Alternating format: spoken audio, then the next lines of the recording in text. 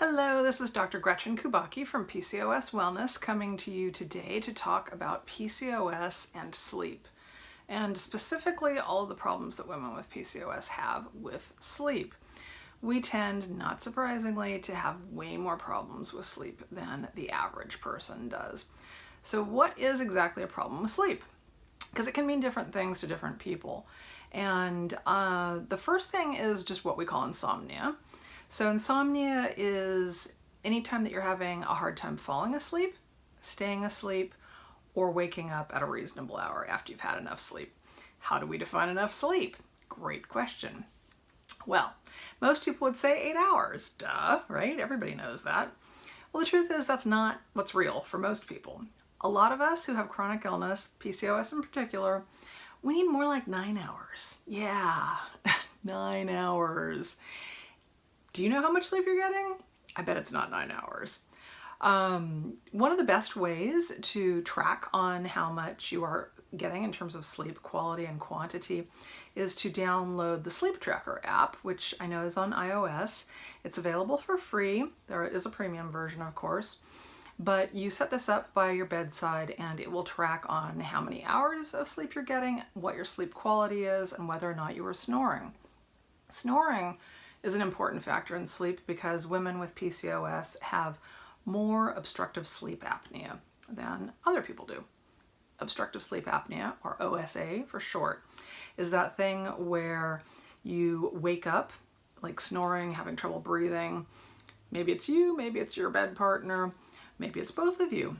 It's more common in women with PCOS, it's more common in overweight people, it's more common in people over 50. In fact, about half of people over 50 actually have obstructive sleep apnea. This is critical because you can die from obstructive sleep apnea.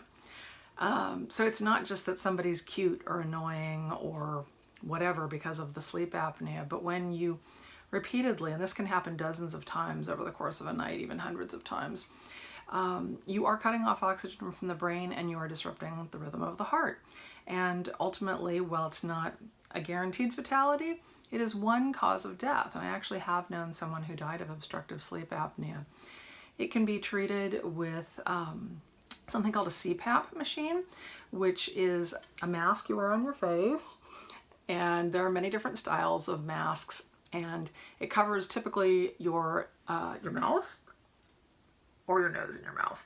And it has a strap, and it's a little machine that you turn on at night, and it forces the airways to open so that you do not have that sleep apnea happening. And when you have sleep apnea and you treat it effectively, what happens for a lot of people is that they get a lot more energy. Many people also report then that they lose weight. Maybe it's because they actually have enough energy to go out and exercise. I don't know. Maybe because they're not tired, they're not over consuming carbohydrates and other simple sugars in a quest to feel better or feel more energized.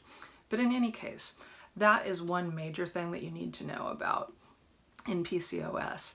The other stuff, the insomnia in general, can be caused by a lot of things related to stress, related to your diet, alcohol, caffeine, perhaps even a bed partner who has sleep apnea, who is snoring, or who is restless, or who also has problems with insomnia.